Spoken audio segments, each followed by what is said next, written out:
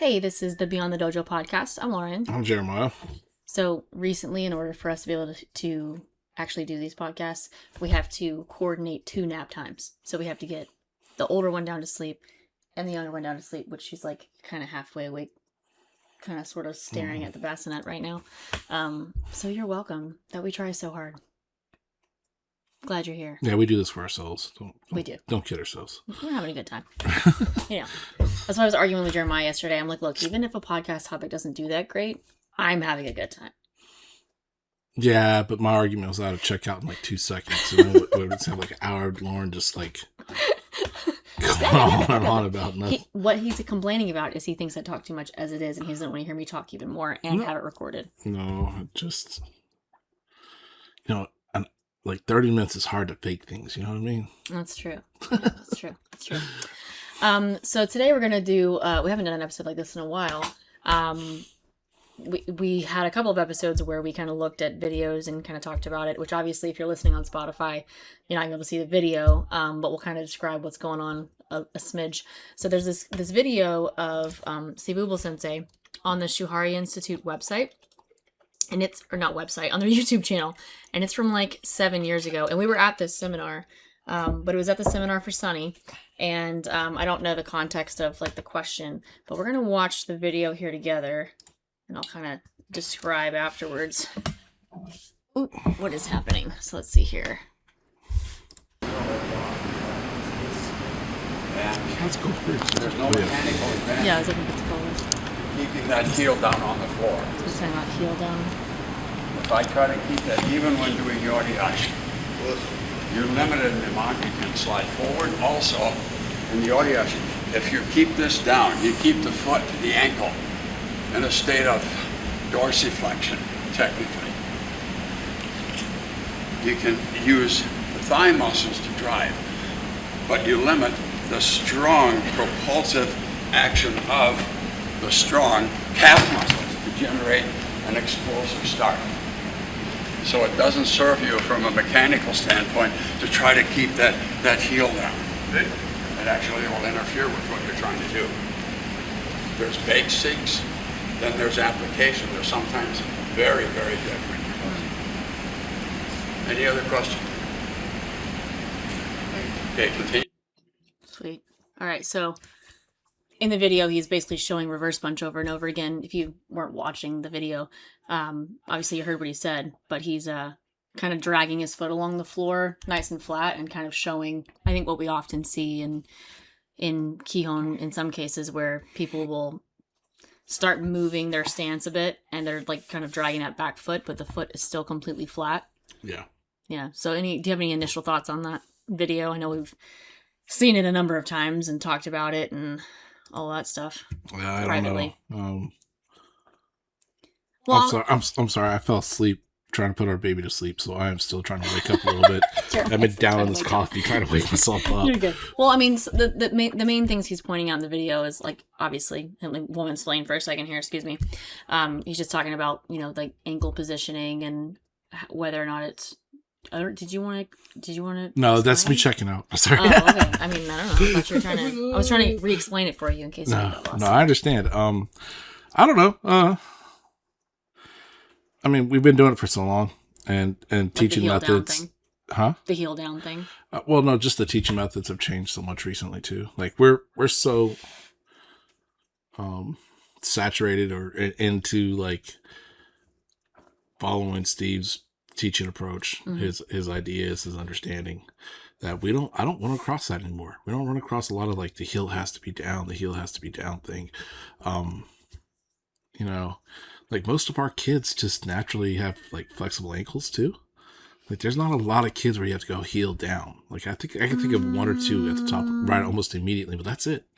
I think at the moment we have a pretty decent athletic group, but there were a number of years where we were running into I got short-term memory loss, so Well, I mean, let's talk about like advantages of why it would even be a principle that's focused on in Kihon. Why are we heel downing it anyway? I mean, I think that there's a few advantages. For one thing, if you don't have good ankle mobility, it does build some of that. Okay. I think another thing is if you are newer to karate and you're getting into these longer stances, I think there's such a long distance that you're going. For one thing, like, so you're building up a lot of momentum, and I think it ends up going up into your upper body if you're going so far and you don't have some kind of a break. And I think there's an argument for what all is the break, but I wonder if maybe that was part of the idea initially with keeping that heel nice and flat was, hey, if we at least keep this extreme part of the body flat on the floor rather than allowing it to come up and the body to rock forward, maybe that functions, in a roundabout way as a sort of a break, so that everything doesn't end up all like shouldery, leaned in, head forward. But then it ends up being all shouldery, head forward. I mean, it probably does it anyway. I'm just saying that maybe that was the idea originally. I don't think it works, but I don't know. I'm thinking back when I was a kid, and it was a correction, but it was like everybody was so flexible that it wasn't that big of a deal. Right. You know what I mean? Like, it just, they say keep your feet flat, and that's what, it came, more of a problem when we did like front kicks and stuff like that. That's where I felt like I had to really keep my foot down and learn that. But like just staying in stance. Right. You know what I mean? So it's hard for me to kind of relate, but well, we make this correction when students are doing front kicks. It has more to do with the rotation of the foot that they're standing on, but the rotation of the foot, the heel up when they kick because their body weight's going up. It goes all back to, like you were just saying, flat feet shows that you have control of your body center and it's doing what you want it to do, not doing whatever. Right. You're in better control. Well, I don't think it's even just showing it. I mean, personally, I felt like it did kind of teach it, because whenever I was going through a phase of like you're trying to figure out how to use your legs and all that kind of stuff, I think there is a sort of advantage of having the heel down, because if you do it right, you're able to kind of engage the glutes more. So in that case, it's almost like it isolates, because it's cutting off part of the musculature that would be used. You know what I'm saying? So like if your foot is down flat and you can't use the calf, and that's the point that Steve Sensei is making in the video, I feel like it kind of isolates higher up the chain and allows you to kind of mentally connect with your glutes more and drive, where I think a lot of people don't do a lot of that. Dude, I am done. Like, my brain is mush. Okay. I'm sorry. Well, I'll just look expand pretty. on it. Jeremiah will just be the pretty one. Pretty. Well, that's kind of what I felt. Like if you were in it, so if you go to a gym, there's this machine. It's like a glute machine or something. So I used to work at a gym, and when you use the machine, you put your foot on it kind of behind you, and you actually push backwards on the machine. Well, you can put your ball of your foot on it, but it ends up feeling like heavy in the calf, and it's not really for that. It's to develop the glutes. So if you put your heel on the pedal and you push it backwards, you can really isolate through the quads and through the glutes, and so you feel it a whole lot more. So I took that feeling and I used that in my front stance, feeling like I was driving kind of through the heel to get the glutes moving. So, I mean, that's what I'm saying is maybe one of the advantages. I think if you take that a step further and you start talking about front kick, I harp on our students pretty hardcore, like early on, when you're front kicking, don't let your heel come up of the root leg while you're kicking. For one thing, it shows that you're using a lot of momentum, because usually what happens is that root foot will turn out to the side. But the other thing is that knee is actually collapsing forward. So rather than you like doing a calf raise or like extending up into the kick, usually people are just collapsing into the kick, and that leg is almost useless. So I feel like there's a good training tool there, in that if you keep that heel down while you're doing a front kick, especially at a beginner level, for one thing, it helps to control the root leg and control the pelvis, but also it stops you from overextending. You get what I'm saying? So I think maybe that could have been one of the reasons it was done in front stance, like with Gyakuzuki. I'm just not sure that it actually stops the overextension, maybe a little bit, but it definitely prevents you from overextending into a front kick if you've got that heel down and the foot placing forward. Plus it builds mobility in the hips and control. It's such a form specific thing. Yeah. Because, in Japan, when you do like oizuki or anything else, they teach you to kind of flick off your foot, like Yes. engage your calves. Well, yeah. Like that's how they teach you to step forward. It's just that, honestly, I just can't remember anybody having a hard time like getting in stance and not having their heel up. It was like it was always a correction. Like I remember the correction being, it's like, oh, your stance is too long. Mm-hmm. Like you overstepped. Yeah. And they would shorten your stance up and it would fall back flat. Well, so to me, that's always been the thing where it's just a representation of like overextending or overstepping your stance. Mm-hmm. Well, what I normally see, like especially in the students we have now, is not as much of like necessarily the heel coming up. It'll be that the back foot will either rotate out, and so it ends up way overturned, or there will be a double step. Or like a step and drag, which is what Steve was kind of showing, where you're stepping and then that foot is just dragging. And so unfortunately, I see that in higher ranks more than beginners. That was a room full of higher ranked individuals. You know what I mean? Like people have been doing it for a while. You'll see them; they'll step forward and that back foot will slide. Yeah. Well, so just kind of thinking through like biomechanically what's happening. If you were to stick with the heel down thing, I think you could have a really good drive with the heel down, but you would limit the distance. That's kind of the point I was making with front kick, is like if you're only going a short distance, or it's like a shorter step rather than like a overextended step forward in front stance. Because if you do that, then you're definitely going to drag your leg.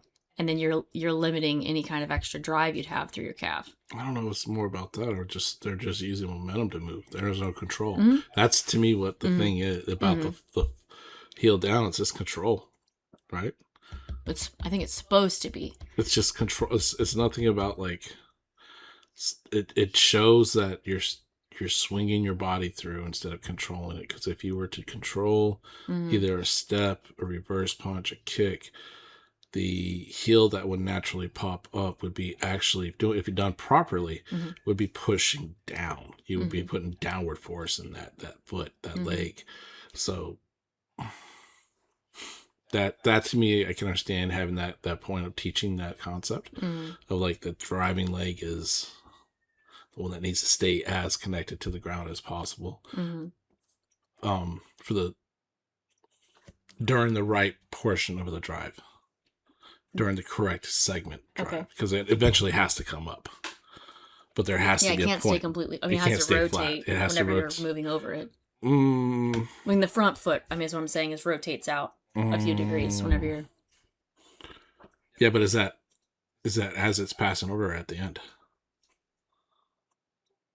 It would be closer to the end. It would be like it'd be closer to the end. Not 3/4. Not as you're passing over, but almost to the point where you're done, and it'll do it. Like when you run out of ankle mobility is when you start to the extension of to rotate.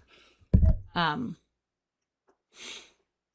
And I think what Steve is saying is like he's just taking it a step beyond that. I mean, if you look at athletics, no one runs around like that with their feet nice and flat and their heels down.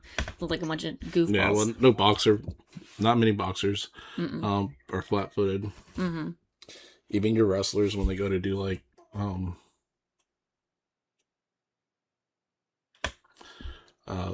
when they go like they'll do a leg grab or a leg sweep or whatever, when they move in, both their heels are usually up and they're not flat. Yeah. So it to me makes better sense for just structure alignment. A little bit better. There's more control of that lower limb. I think is the big part. Like you're essentially cutting off your lower limb, is the point. I think. So, is there any benefit of teaching the flat foot? I feel like to a point there is. I know that. I would also make an argument that it's dumb to teach one thing and then say don't do it. So I don't know. I feel like that's what I'm saying. Like, well, I can understand it from the Eastern, like, teaching approach, where they make you do something to create a foundation, and they go, okay, now that you have that foundation, you have that control. Does it matter if your foot's up or not? No, not really. Right. That's the progression in kumite, in a sense, from Kihon kumite to kumite. It's just, I've never seen anybody do any kind of movement with their flat feet. No. And I guess kind of taking back what I said, in basic level Kihon, that's not what sparring looks like. I mean, that's to develop mobility, develop strength. So, I mean, fundamental principles, right? So. Right. So, I mean, I guess in that case, it does make sense for you to spend some time with the feet flat.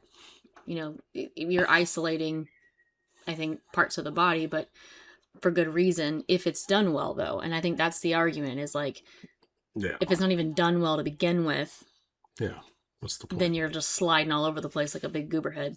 Yeah, well, I mean... And then, if you're trying to advance, and you're still doing the same stuff, and I feel like maybe that's what he's saying, is like you're trying to slide more, or you're trying to do kumite and you're trying to move in. Yeah. And now you got your heels flat and sliding all over. No, I agree. Well, Steve says it best, right? Application and performance are two different things. Right. And how do you apply it, and what you're doing performing wise. Mm-hmm. You know, I am going to be a heel down person for Kihon and basic kata, kata alone, because it's the stylistic signature of what we do. You know, that shape and the way it looks. You know, I think that's a thing where traditional martial artists kind of fall into this weird situation where they want to respect and honor the art for what it was and try to prolong that. But at the same time, there's so much new research, and not even new research, just research that says there's better ways to move. And if we to follow the better ways to move, what would our karate look like? I feel like... You know what I mean? Like, would it be Shotokan karate still? You see what I'm saying? Like, I think there was a point made in, I think it was in Best Karate, where Nakayama said that ideally karate would continue to evolve as research comes out regarding ideal human movement.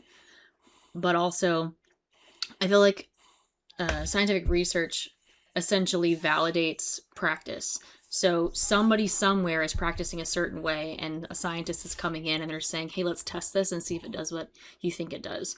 So I'm not necessarily saying that Shotokan was or was not, or is or isn't at large training with their heel up, but somebody is. Right. And here's another thing.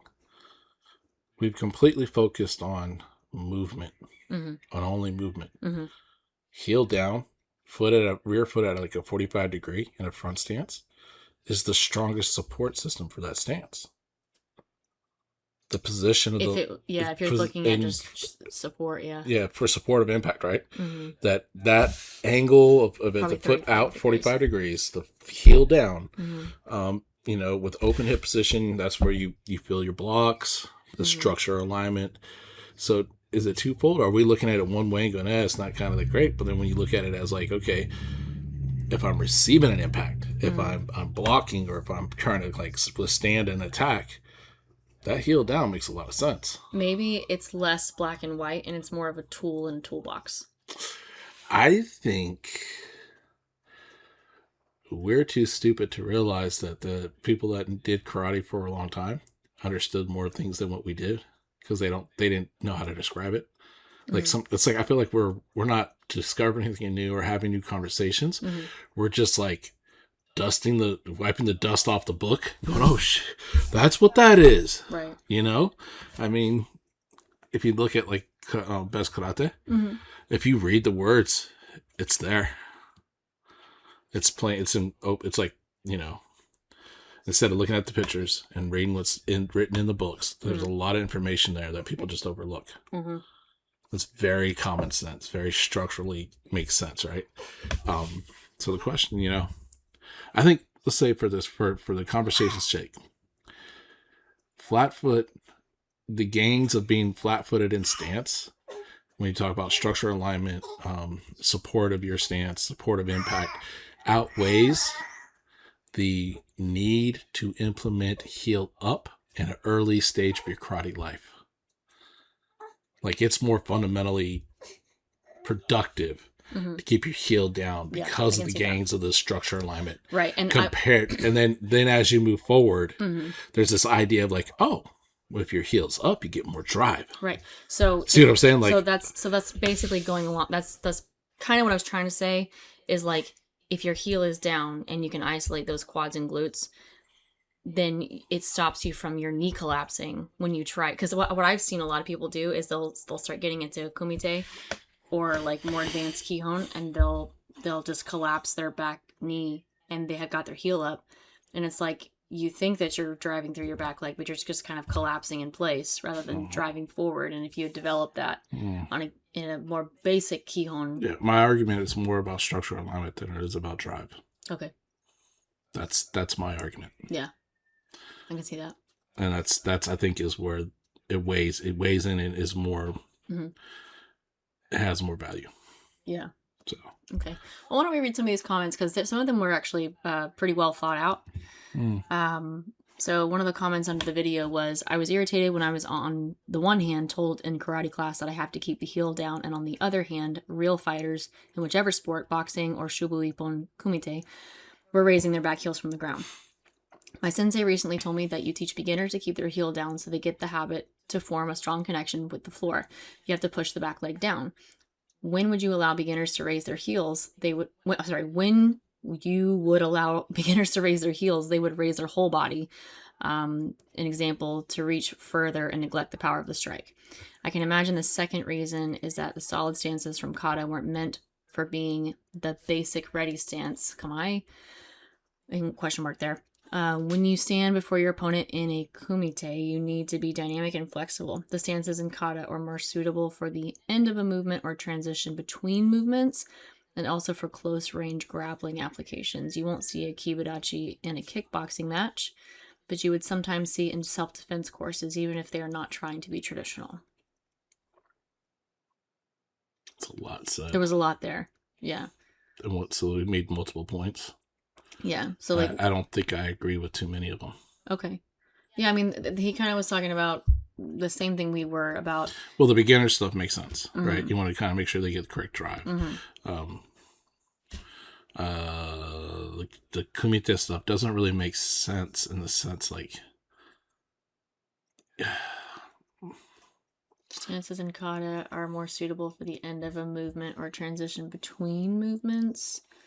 I mean, yeah, I don't think anybody's making the point that you should be in a full-length stance when you're in kumite. I mean, he's like in the movement, end of the movement, or in between. Well, that's the whole movement. You know what I mean? Like, anyway, I'm being particular.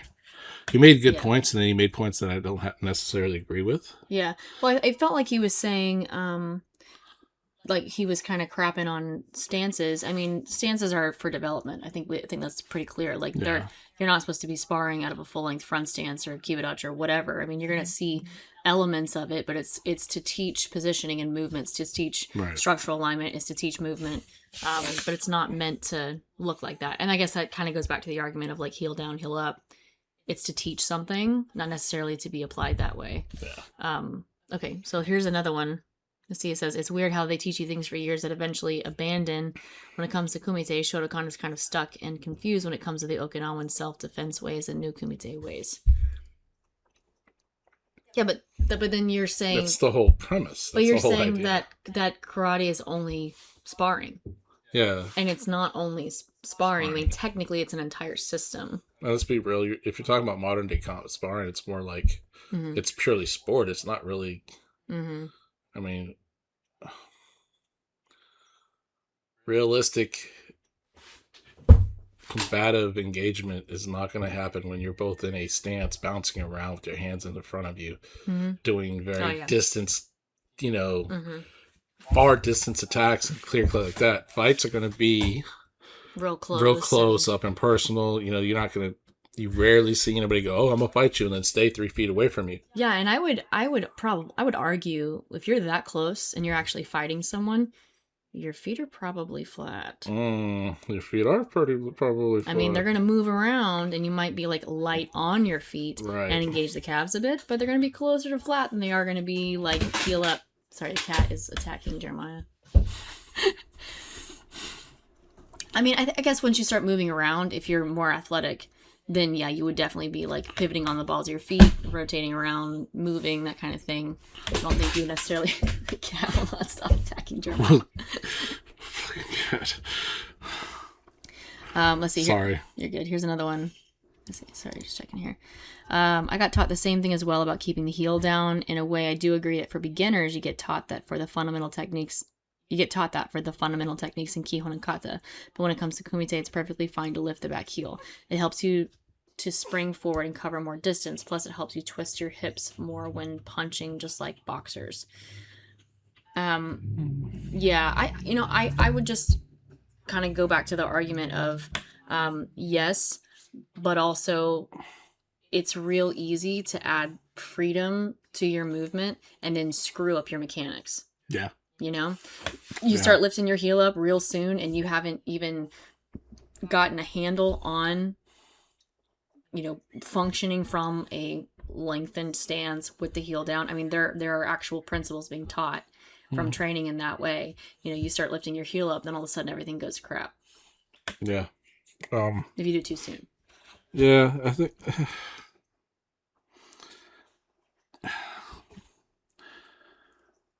I don't lean one way or the other. Yeah. That's the hard thing. So it's hard to be like, because I can see the validity in all things said. Right. I just can't. It's like, Yeah. That's why I feel like when we have these conversations, especially things like this, I feel like we're missing the point. And, again, my point is heel down is good structural alignment for when you have to embrace or you're receiving, contact. When someone's attacking you and you have to hold your ground in the sense of you plant your foot, you want to be in a good position for that. Well, I'm going to push back on that a little bit. How often would you stand and take impact? I mean, wouldn't you be trying to get off center line and get away from the person and not take it?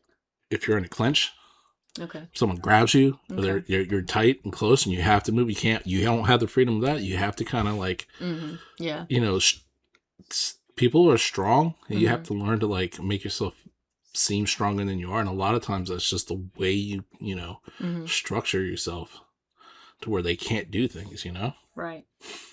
So I think the bigger issue with topics like this is like Shotokan like has a shtick for some reason. Like we've got these things that everyone says, or not everyone now necessarily, but I feel like there's a time period where it's like, I don't want to get into too many arguments because I'm sure that we're going to have other podcasts about this, but like heel up or down, pivot on the ball of the foot or the heel of the foot, like these like very standard, like everybody goes back to, front stance should look exactly like this, back, like I don't know, it's just so like, I think in your case you would say it's way too maybe form or shape specific. Yeah. And there's not really a lot of depth of thought put into why it's being done that way. Or why it's being taught that way. It's just like, hey, I saw you do this thing and I think it's wrong because it doesn't look like this other thing. I think it's the downfall of teaching karate through shapes. Yeah. Yep. That's the one thing that is a downfall, is that everybody goes, that's not the shape I was taught. Yep.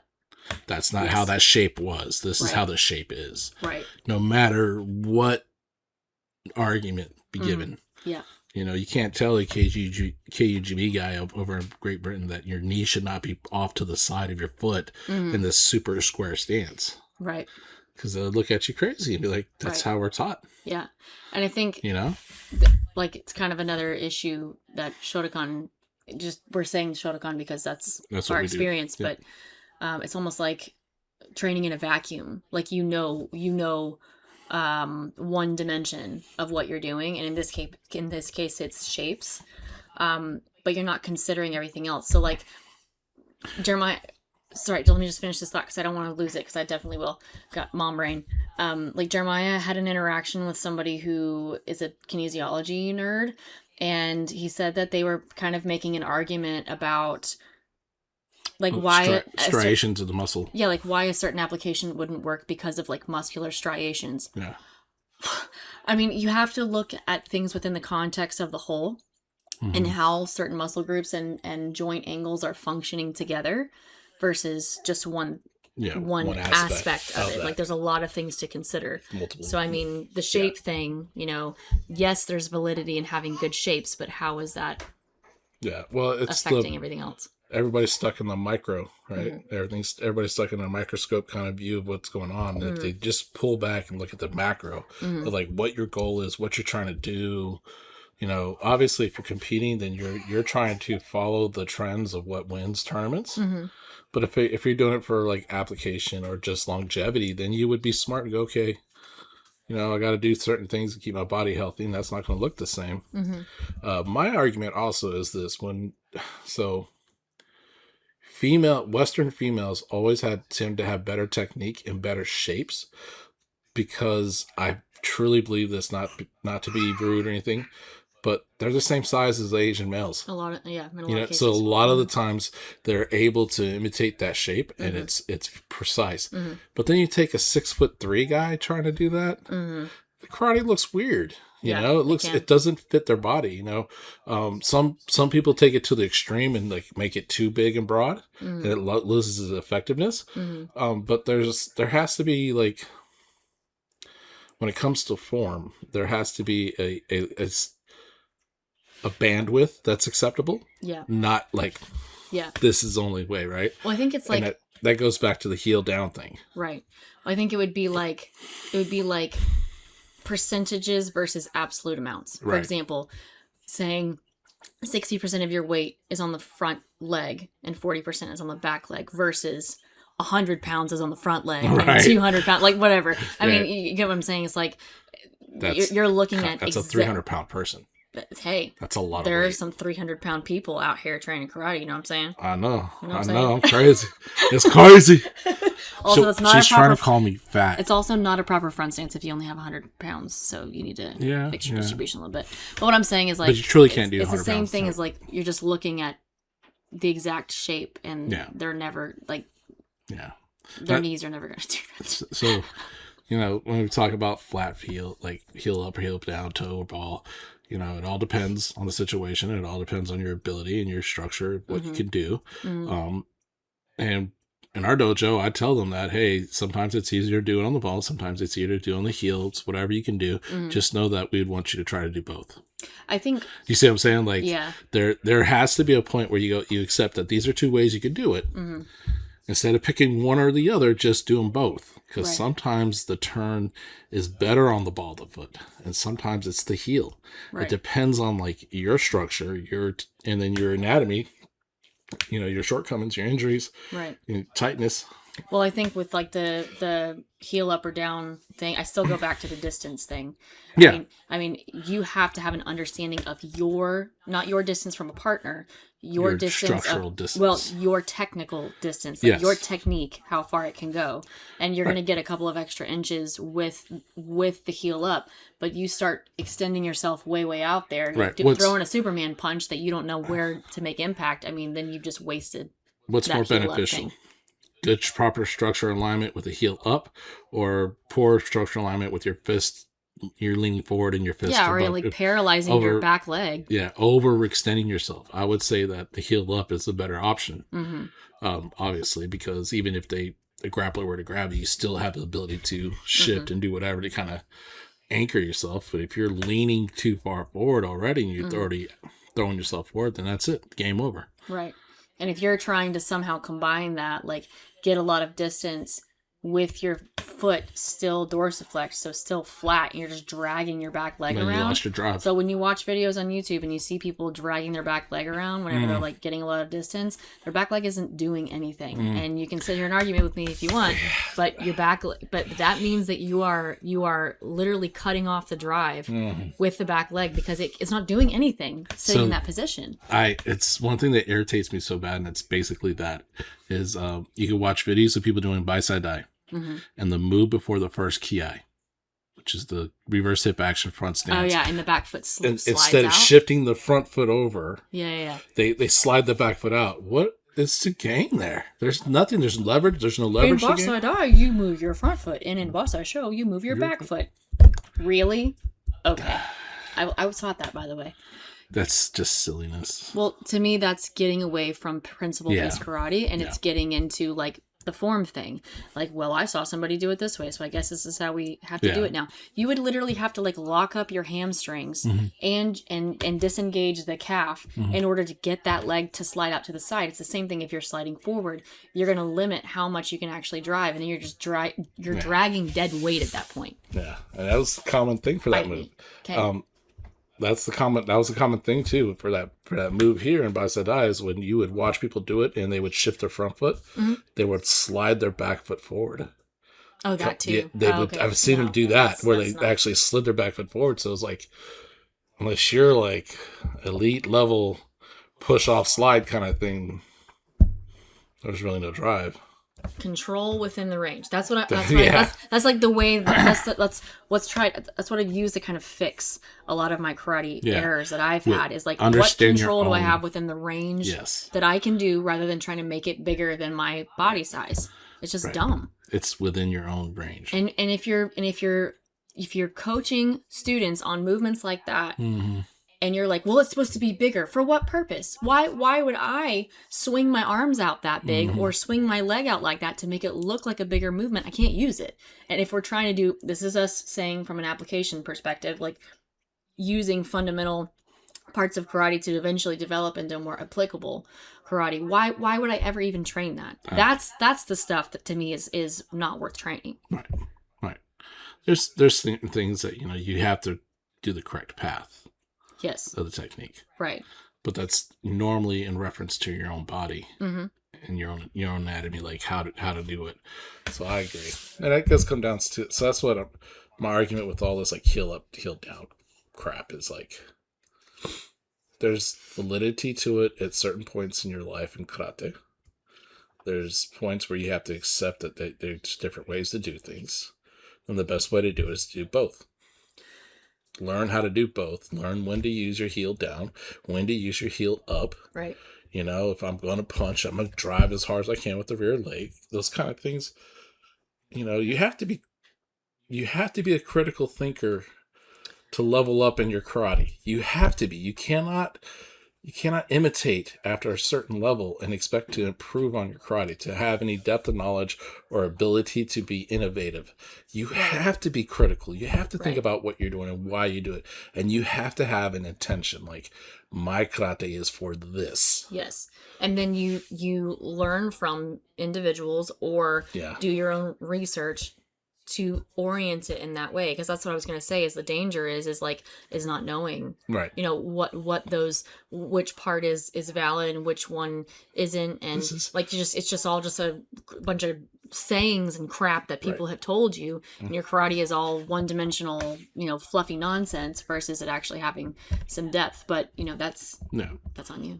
And I think that's where we're going to have the diversity is the spice of life, I guess, in a sense. Like, it, to me, like having a dojo full of people that have different intentions in their karate is a beautiful thing. Yeah. You know what I mean? Like, we, in our dojo, think about it. We have someone that's purely self-defense. Like, all he thinks about is, how do I handle this attack? And he definitely does not look like the rest of us. And he does not, but when you watch him do kata, no, it's good. It's good kata. Good kata. And I would assume back in his heyday, pretty decent karateka. Like, in a sense, pretty sure. As far as form goes? Form and technique, I would think so. Yeah. Right?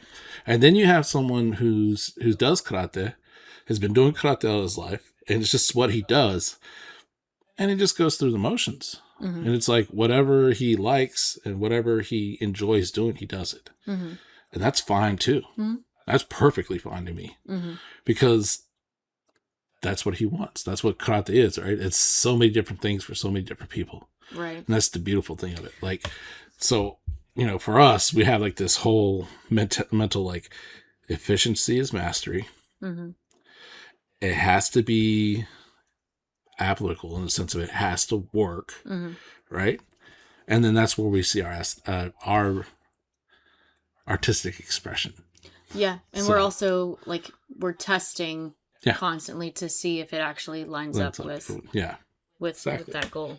I think, and we have a principle based dojo, so I think it lends to people having different goals. So even if we do have one student who is very tournament oriented, and granted she still has a lot of influence from tournament sources, but she's still able to excel. She will still be able to excel in that environment, even coming from a dojo like ours, where we don't necessarily emphasize tournaments, but we're emphasizing the principles of it, the way to positions. efficient movement, Mm-hmm. being able to do those kind of things. I mean, they've told us over and over again that that's, in line with what they want. My philosophy on that is I want to be so good that even if I went to a tournament with other people who are all tournament based, that there would be no denying. It's better. Yeah. Yeah. Now, granted, that doesn't necessarily mean that you would win. But you would definitely stand out. That would kind of be the goal. Like, I would want to be so good that they would look at what I did, and they would be like, well, the form doesn't look like that, like what I would normally look for, but like you can't deny that this person is good. Like that's the kind of karate that I want. Is like something that's actually got some richness to it. You know what I'm saying? Yeah. Depth. Yeah. Flavor. Sure. Can actually punch somebody. And like the one tournament where the girl hit me after Yame and then I decked her. Yeah. Yeah, that's most circles that's considered poor sportsmanship.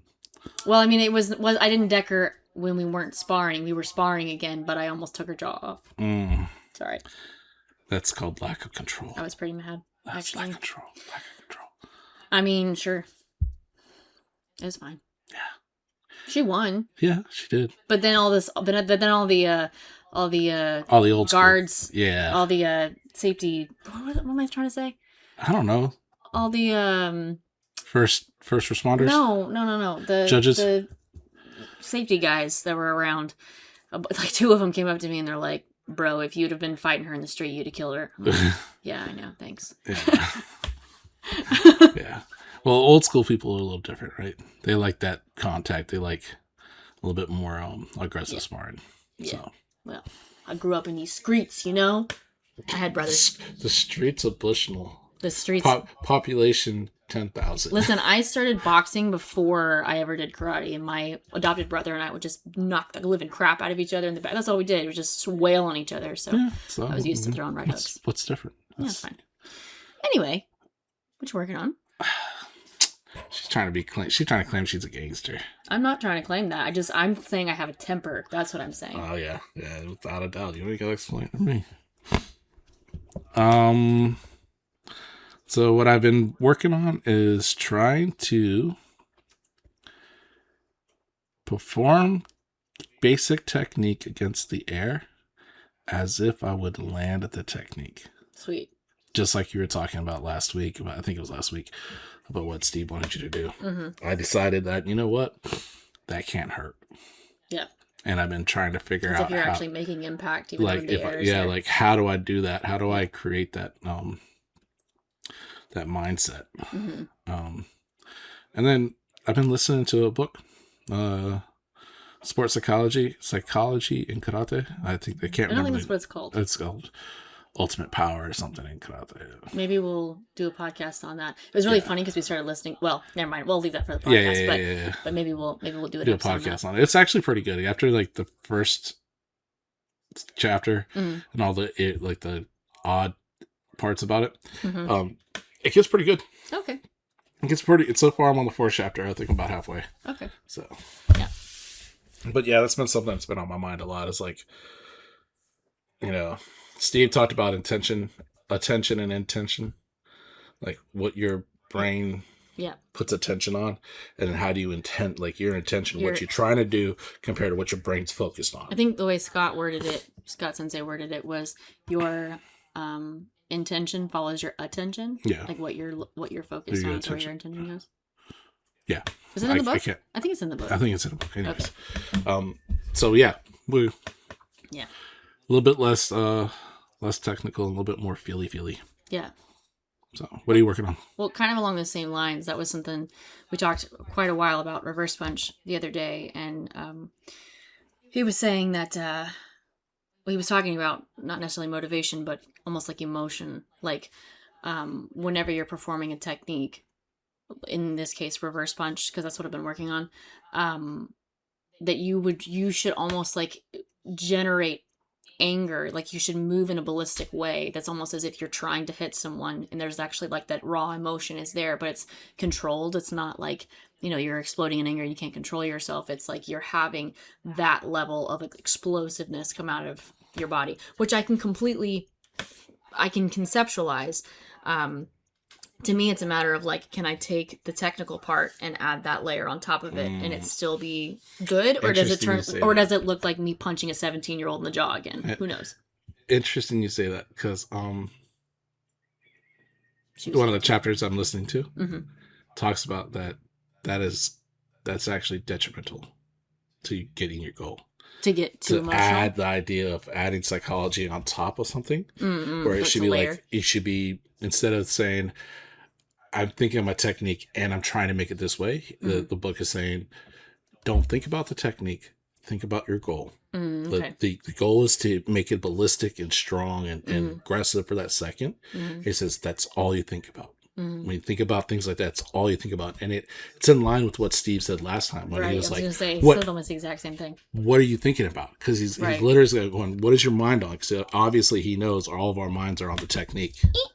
Yeah, and that's why we're so cautious about it. And it makes that's why I'm saying it's a decent book, because like it's in line with how he's talking about things.